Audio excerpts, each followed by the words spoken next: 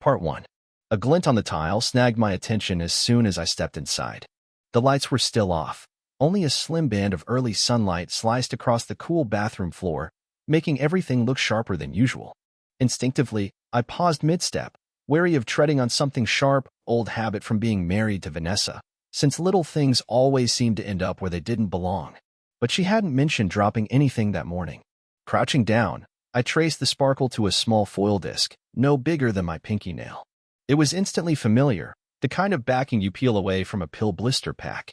One side was just plain silver, but the other was stamped with a neat little 2. That's when a weird feeling settled in my gut. Wednesday morning, sunlight in the bathroom, and I'm staring at packaging that, if it was following the days, should have been covering Tuesday's pill.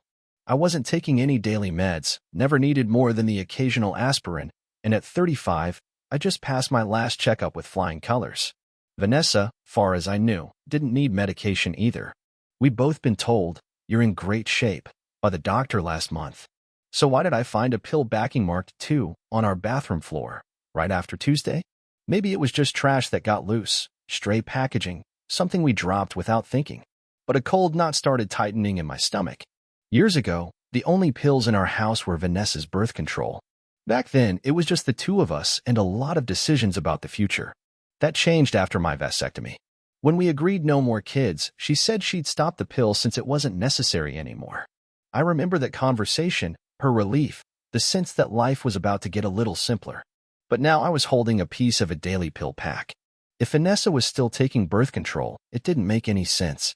Either she didn't trust my vasectomy or there was someone else. The realization made my skin prickle. In the past, I might have just asked her outright, but something inside me whispered, "Don't tip your hand yet." Maybe it was paranoia, but years of designing things to perfection at my engineering job had made me cautious. I needed real evidence, not just a gut feeling.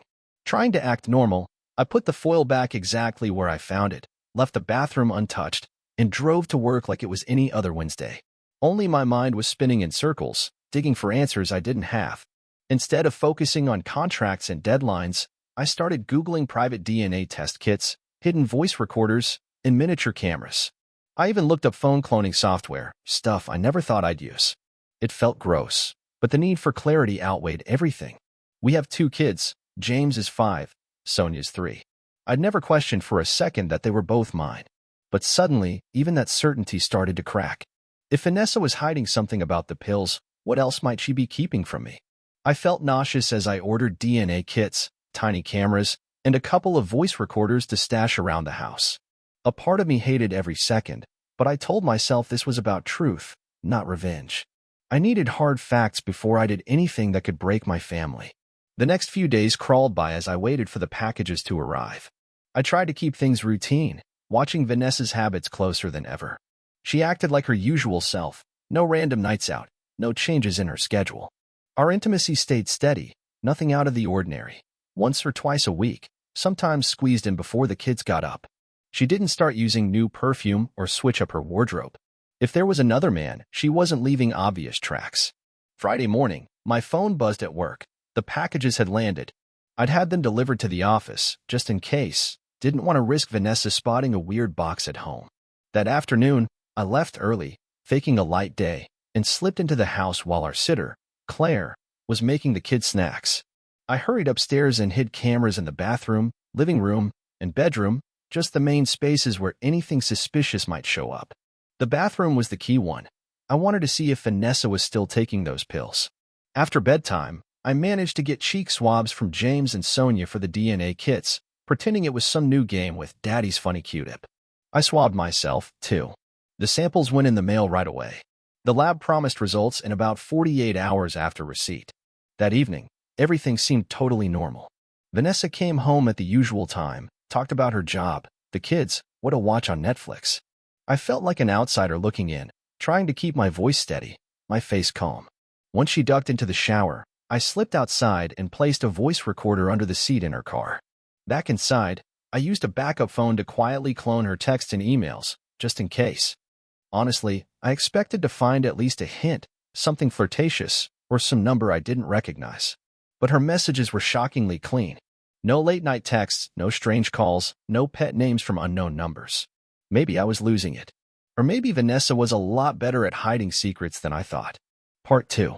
Weekends are supposed to feel easy, but this one felt fake, like I was trapped inside my own life, going through the motions. We stuck to our routine. Chores, a few hours at the park with James and Sonia, and a sleepy Saturday morning where Vanessa and I slipped under the covers, pretending things were fine. Even in those moments, I caught myself watching her with new eyes, hunting for signs. I kept things light, smiled when expected, but my insides buzzed like a live wire. When Monday rolled around, Vanessa left for work just like always. I told her I'd be working from home, claiming I needed to power through some projects. The second the front door clicked shut behind her, I went straight for the cameras. I pulled out the tiny SD cards, loaded them on my laptop, and hit play, my pulse thudding in my ears. The bathroom camera was first. There it was, Vanessa, every morning, slipping a small white pill onto her tongue, always around the same time. No question about it, she was definitely back on birth control. My stomach felt like it dropped to floor, but I forced myself to keep digging. I checked the bedroom camera next, not really expecting much. But Saturday night gave me a jolt. While I was downstairs, half distracted making dinner, Vanessa came out of her shower, towel around her shoulders, and pulled out a phone I didn't recognize. She quickly typed a message, glanced around, then pattered over to the vent near the window. With careful, practiced hands, she opened it and hid the phone inside. I just stared at the screen, stunned. She had a second phone, one I'd never seen, never cloned. No wonder her regular messages were squeaky clean. All at once, the mystery made sense. Of course she hid the evidence. And now I was desperate to see what was on that burner phone. That night, as soon as she slipped into the shower, I hustled over to Sonia's room, opened the vent from her side, and there it was, the phone, tucked behind the metal grill. Heart pounding, I grabbed it and ran to my home office, fingers trembling as I cloned every bit of data to a spare device. I just snapped the vent shut when the shower cut off. I darted back into Sonia's room, sitting quietly beside her bed, pretending I was just checking on her as she slept. When Vanessa peeked in, I nodded and whispered, just making sure she's okay. She smiled and left.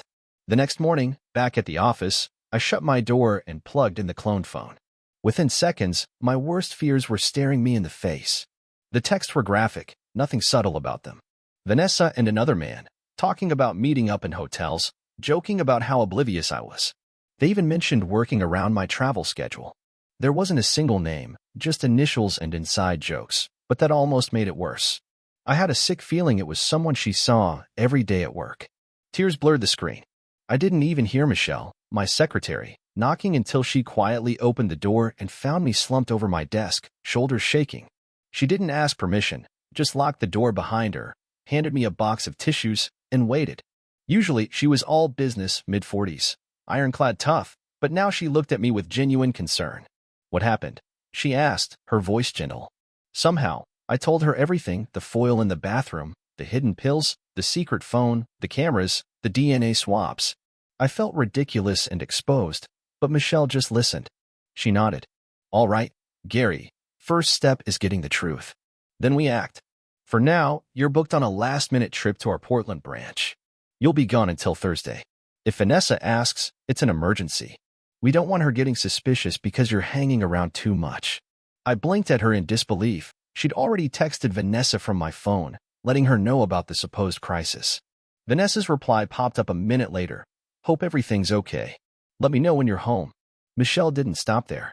She gave me a card for Lorraine, her friend and the best divorce attorney she knew. Said Lorraine helped her get through a brutal split years ago. I was in Lorraine's office by noon, still dazed. Lorraine wasted no time, asking questions, laying out my choices, do nothing, which sounded impossible, file quietly for divorce, or go nuclear, file for adultery, gather proof, and cut off any claims Vanessa had to my savings. Each option felt heavier than the last. When I finally said I wanted to go nuclear, my voice came out flat and cold. Lorraine just nodded and said, then we'll do it right. I'll need the data from that phone. After handing over the clone device, Michelle whisked me off to a plain hotel room and told me to order dinner, take a long shower, and for the love of God, stay away from the minibar. You need your head clear, she said, shutting the door. We'll plan next steps tomorrow. But my mind was spinning. My whole life felt like it was being ripped apart piece by piece. The only hope I could cling to was the chance that James and Sonia were still my kids, that maybe I was wrong, and I'd wake up from this nightmare. The following morning, my phone buzzed. The DNA company said results would be ready by the afternoon.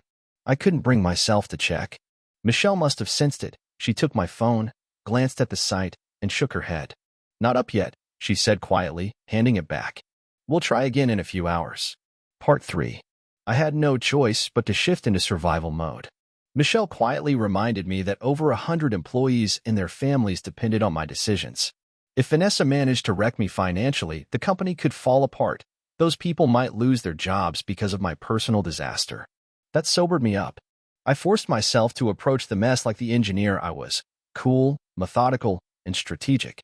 Before we did anything, Michelle made sure we looped in my attorney, Brian Spencer. He'd been my legal safety net for years, steering me through mergers, contracts, and every big decision at the firm. I also called Robert, my longtime business partner. He'd been with me since the company was just a scrappy startup.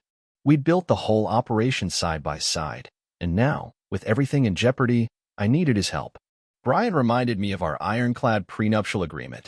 Every partner in the company, including me, had been required to sign one before getting married. Vanessa couldn't touch company assets. Her reach was limited to my salary, our house, and any personal accounts or retirement savings. Brian's advice was direct. Buy out Robert. He's hinted he wants to retire anyway. Move as much of your liquid assets into the company as possible, even if you need a loan. That puts your money where Vanessa can't touch it. The idea was daunting, but it made sense. Better than letting her walk away with half of what I'd spent my life building. When I called Robert, I didn't sugarcoat it. Vanessa's been cheating. Maybe since the beginning. He paused, then quietly said he was sorry. He agreed to sell, keeping a small 5% as a consultant. We met for lunch to sign the papers, just two tired friends closing a chapter. Back at the car, Michelle refreshed the DNA results page. This time, the results were there. She read them first, her expression darkening as she handed over my phone. I'm sorry, Gary. My hand shook as I scrolled through the report. Both children had the same biological father, and it wasn't me. The memories of James's first steps, Sonia's laugh, all of it burned through me. It felt like the ground fell away beneath my feet. Michelle's voice snapped me back. You have to stay focused or you'll lose everything. She led me outside, into the sunlight, then straight to Lorraine's office. Lorraine was ready with news. We have the private investigator's preliminary report. Vanessa had a man over last night. He entered using a key, your key. We couldn't see inside, but we have clear footage. Hours later, I reviewed the living room camera. The man came in, and James, no, Vanessa's son, ran up to him, calling, Daddy Bill. The pain was sharp and immediate. It all fit. Bill Wainwright, Vanessa's boss, had been in the picture from the start. I realized the affair might have lasted our entire marriage. Lorraine confirmed it. Bill was a senior executive at Vanessa's company, subject to a strict no-fraternization policy. We can go after her employer for failing to enforce their own rules, Lorraine said, sounding grim. And Bill, for alienation of affection. Vanessa, too, for any fraudulent birth certificate claims. We're not holding back. She laid out an aggressive legal plan, fully committed to the nuclear option I'd chosen. That night, Michelle showed up at my hotel door. You shouldn't be alone, she told me. Pack up, you're coming to my place. I didn't argue. Her house was bigger than I expected, a single-story home with a spare room she handed over without comment. There was no romance, just her making sure I didn't fall apart. In the days that followed, the buyout with Robert moved quickly. Every dollar I put into the company meant one less Vanessa could claim.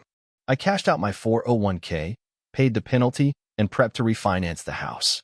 By the end, my personal accounts looked empty, but the company was secure, locked down where Vanessa couldn't touch it. Monday morning, Lorraine filed for divorce, naming adultery, fraud, and emotional distress. She also launched lawsuits against Bill's employer for negligence and lined up process servers to deliver everything. Bill got his notice at the office. HR got theirs. Vanessa was served at her desk. At exactly 10 a.m., my phone buzzed, an email confirming the divorce papers had been delivered. The messages started immediately. I braced for Vanessa, but the first call was from my mother. Her voice was sharp, brittle. Gary, what is this? Your father and I got your letter. Are you really doing this? I closed my eyes, feeling worn down. Did you read it, Mom? I did, and I don't believe it, she said. This is Vanessa, your wife, the mother of your children. How could you? They're not my children, I answered, my voice tight. There was a long silence. Then, they're yours in every way that matters. No, Mom, they're not. You raised them from the day they were born. Are you saying that doesn't count for anything? Part 4. The day after the final legal filings, I sat in Michelle's guest room, unable to sleep. My mind replayed every shattered piece of my life. In the gray dawn, I opened my laptop and wrote a letter to my parents and sister, a blunt, factual summary of what I'd uncovered, the DNA tests, Vanessa's affair, and the real parentage of James and Sonia. I couldn't bear the idea of the news blindsiding them in public or through gossip. When I hit send, I felt numb. My phone stayed silent for a while, but I knew the backlash was coming. That afternoon, as I nursed a cold mug of coffee, my phone finally rang. It was my mother. Her voice trembled with anger and heartbreak. I can't believe you just walk away from them. They're your family, Gary. They're your children. My patience was brittle. It was all built on a lie, Mom. She pressed on, her breath coming in short bursts. So that's it? You're punishing those kids for something Vanessa did? You don't think they're going to suffer? You suddenly decide you don't want to be their father, and that's it? I'm not losing my grandchildren over this. I won't. Then don't, I said, my voice hollow. That's your choice. She went quiet, then finally whispered, I have to go, Gary. I ended the call before she could say more. Moments later, the phone rang again, Vanessa this time. Gary, we need to talk. Her voice quivered, the old confidence gone. I'm coming home, she insisted. I said nothing and hung up. A strange realization hit. She still thought of it as home, as if nothing had changed. Michelle sensed the tension and gave me a quick hug before stepping out, leaving me to face Vanessa alone. Emails from family trickled in, every one of them heavy with confusion, outrage, or grief. My father's words were clipped and angry. My sister's messages came in long paragraphs, furious and bewildered. I barely read them. I was drifting toward the door, waiting. Vanessa arrived 20 minutes later, storming into my home office. She looked utterly disheveled, hair unbrushed, face streaked with tears. Gary, not interested, I cut her off, my voice colder than I'd ever heard it. But, not interested, I repeated. Don't even start. You've lied to me for 9 years. Neither of those kids is mine. You convinced me to get a vasectomy while you were still sleeping with Bill, just so you could keep up your affair. I don't care what you have to say. She blinked, stunned. You don't even want to know why? No. My lawyer's information is in the packet you were served. Talk to her if you have anything left to say. Her voice broke. What about the children? What children? I replied, steel in my tone. You made sure I'd never have any. Her tears flowed freely now, but I was past caring. You'd have had me raise Bill's kids forever. I don't want excuses or apologies. I just want this over so I can try to rebuild my life. I called out for the nanny, who hovered anxiously in the hallway. You're fired, I told her, barely raising my voice. She froze. Why? What did I do? Vanessa tried to protest, but I ignored her. You knew. Maybe not everything, but enough. I have video proof of you talking to Bill about the kids. I can't trust you. But Gary, Vanessa started. You can't. I've already spoken to the agency. They know about your involvement.